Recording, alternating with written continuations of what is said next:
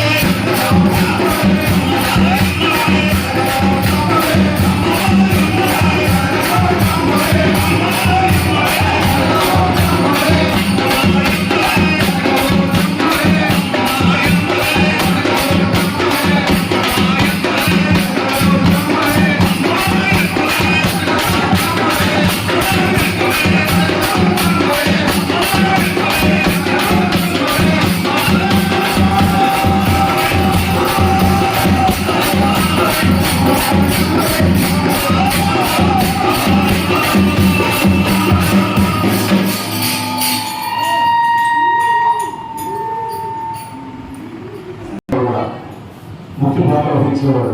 భజన విషయం వస్తే మహానుభావుడు, ఆయన తెలుసుకోవాలి. నేను ఆ రోజు అమ్మవారు మీ దగ్గరికి రాను అనుకున్నటువంటి అమ్మవారు ఆ రోజు రామచంద్ర స్వామి గారికి అమ్మవారు వచ్చింది. ఈ పాట వర్ణమాల పాట, ఈ రెండు పాటలు పాడితే ఆ పూజ చేసే స్వామి లేచి వచ్చి బయటకు వచ్చి నాట్యం చేస్తూ మైమర్చిపోయారు. ఆ రోజు ఇంకో చోట కార్యక్రమం ఉందని చెప్పేసి ఏం చేశాడంటే నిప్పుల్లో నీళ్లు పోసాడు. నీళ్లు పోసిన తర్వాత ఈ వచ్చిన భక్తులందరూ కూడా ఏమైనా మేము తింటానికి వచ్చామేంటి, నాకు అర్థం కావట్లేదు, మీ ఊరు మేము తింటానికి వచ్చామా, ఫిష్ కోసం వచ్చామన్నారు, నాకు అర్థం కాలేదు. కాళ్ళు అందరూ వెళ్ళిపోతుంటే ఒక వెళ్ళి నాగరాజు, ఒక వెళ్ళి నేను, అందరూ కాళ్ళు పట్టుకుంటూ ఏడమే, అయ్యా వెళ్ళతే బాగోదు, పద్ధతి కాదు, ఉండండి అని చెప్పి బతిలాడితే ఒక 100కి ఒక 60% ఉన్నారు, 40 మంది వెళ్ళిపోయారు. అప్పుడే ఈ దేవాలయాన్ని భగ్నం చేయడానికి సన్నాహాలు జరిగింది. అయితే నాకు అంత శక్తి లేదు, హోమం అంటే ఏంటి, ఆ యొక్క విధానం ఏంటి నాకు తెలియదు. ఇప్పుడైతే నేను చేస్తా, అది వేరే విషయం.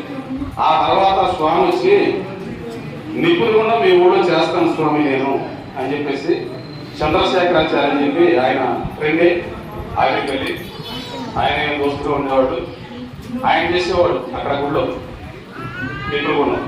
తర్వాత మన గ్రామంలో నిపుణుగుండం చేసి ఎల్ఎంఎస్ కోట నుంచి స్వామి అమ్మవారు ఆయన్ని 30 లక్షల రూపాయల కారు వరకు కూడా తీసుకెళ్ళింది. ఇదే అమ్మవారు ఆయన చేసే కృషి చాలా తప్పకుండా కొట్టండి, ఆయనే కొడుతున్నారు. 30 లక్షల రూపాయలు కారుతో వచ్చారు 5వసారి చేయడానికి. అయితే చేసేదాంట్లో స్వార్థం ఉండకూడదు స్వామి, ఎప్పుడు కూడా నిస్వార్థం కావాలి. ఏంటంటే మనం భగవన్నామం చేస్తున్నాం, ఆ చేసే కూడా అందులో లీనమవ్వాలి. లీనమైతే అమ్మవారు మన దగ్గరికి వస్తుంది, కూర్చొని మాట్లాడితే ఏంటో నీకు వచ్చి బాధ ఏంటి అని అడుగుద్ది. నేను ఒకసారి కూర్చొని మాట్లాడుతుంటా అమ్మవారితో ఒక్కడే కూర్చొని, ఏంటి తల్లి నాకు ఈ పరిస్థితి ఏంటి, ఒకసారి విలోచన అవుతుంది. నేను దొరగారికి ఏం మాటించానంటే శుక్రవారం నాడు నేను ఎటు వెళ్ళానండి, సాధ్యమైనంత వరకు నా వృత్తి కోసం వెళ్ళను నేను, అది ఇంపార్టెంట్ అయితేనే తప్ప నేను వెళ్ళను, అమ్మవారిని కనిపెట్టుకొని దేవాలయం చేస్తాను అని చెప్పడం జరిగింది. అదేవిధంగా చేస్తూ ఉంటే నాకు శుక్రవారం ప్రోగ్రాం వస్తాయి, నాకు వచ్చే ప్రోగ్రామ్ శుక్రవారం వస్తాయి. ఆమె పరీక్ష అన్నమాట, ఈ దరిద్రుడు వెళ్తాడా ఉంటాడా అని నాకు ఒక ఇదనమాట. ఆ శుక్రవారం వెళ్ళను,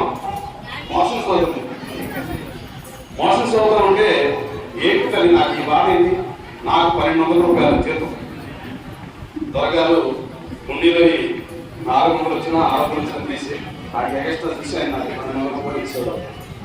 ఆ 1200తో జీతం జరుపుకుంటూ ఆ తల్లి దగ్గర ఉంటే నాకు ఈ పరిస్థితి అవుతుంది. ఏంటి బయటకు వెళ్ళలేకపోతున్నాను, కార్యక్రమానికి వెళ్ళలేకపోతున్నాను, ఏంటి నా పరిస్థితి అని చెప్పి అనుకుంటే ఎప్పుడో ఒక అమ్మాయి వంట చేస్తుంది, అమెరికా సావిత్రి,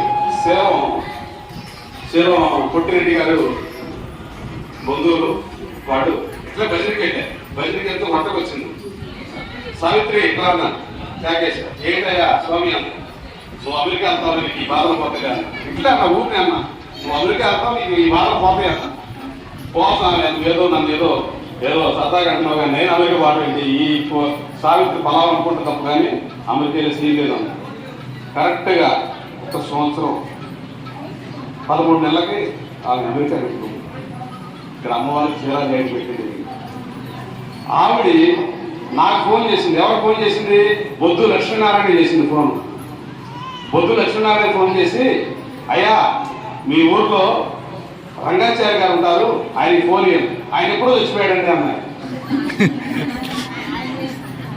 ఆయన ఎప్పుడో చచ్చిపోయాడని, చచ్చిపోవడం కాదు, ఆయన కుర్రవాడే పాటలు పాడతాడు, భజన పూజలు అవి చేస్తుంటాడు, పడి పూజలు అవి కూడా లేదు అంటే, ఓహో ఆయన నాకు తెలుసుని చెప్పి వచ్చి ఫోన్ నాకు చేపించాడు. ఏంటమ్మా అంటే అప్పుడు ఏంటి నీ పరిస్థితి ఎలా ఉంది, నువ్వు చెప్పినట్టు నేను అమెరికా వచ్చాను, చల్లగా ఉంది, బాగుంది, భవిష్యత్తు బాగుంది, ఇబ్బంది లేదు, సరే అంది. సరే సంతోషం అమ్మా అన్న.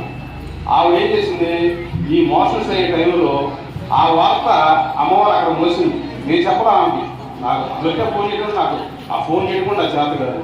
ఆడ అబ్బాయి వచ్చి బాగున్నాడు, శర్మ ఉన్నాడు గుళ్ళో ఉంటే వచ్చేసి స్వామి నాన్న మీకోసం ఎవరి నుంచి వచ్చారంటే, అరే నువ్వు చేయగానే నేను లుంగి కూడా మార్చుకున్నా, నా వల్ల కావట్లేదు, స్నానం చేసి పట్టాను అన్న తర్వాత కాదు మీరే రావాలన్నారు.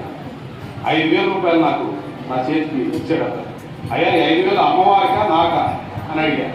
లేదు స్వామి మా అమ్మగారు ఆ రోజు మీరు ఆశీర్వచనం చేశారట, 5,000 ఇచ్చారట.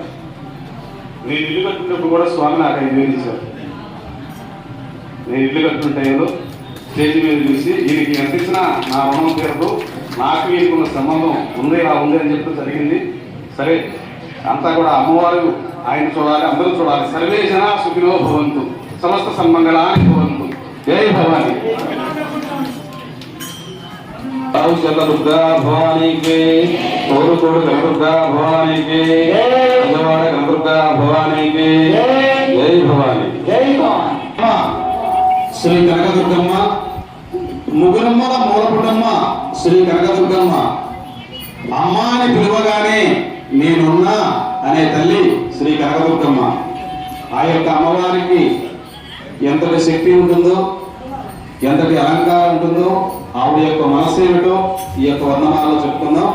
జయ దుర్గా భవానీకి, కనకదుర్గా భవానీకి, కంచి కామాక్షికి, మధుర మీనాక్షికి, విజయవాడ కనకదుర్గా భవానీకి, కోరుకోడు కార్యసిద్ధి కనకదుర్గా భవానీకి. అమ్మ కనకదుర్గని శరణ కమలములు చేరుకొనుమమ్మ.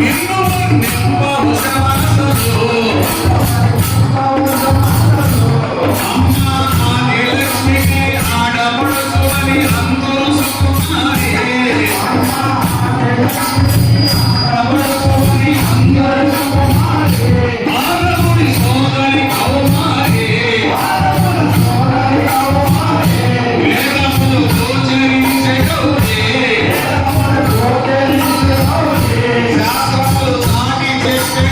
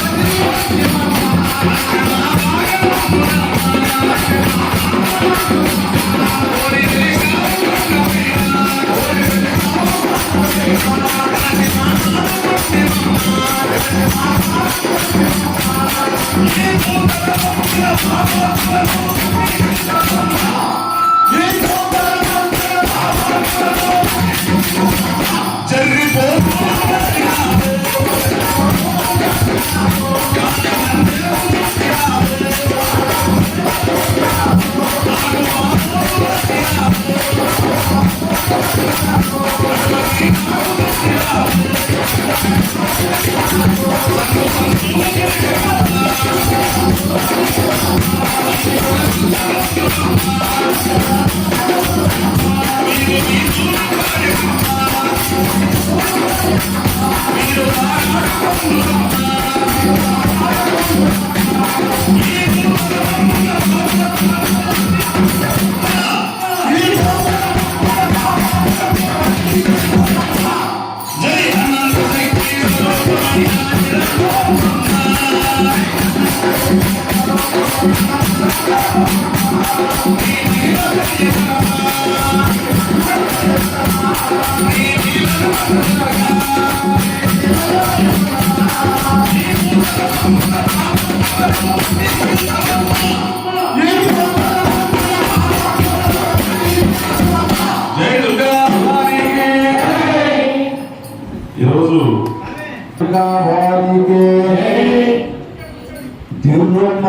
తిరుపతిలో ఆ బంగారు కోవెలలో తిరుమల తిరుపతిలో ఆ బంగారు కోవెలలో తిరుమల తిరుపతిలో ఆ బంగారు కోవెలలో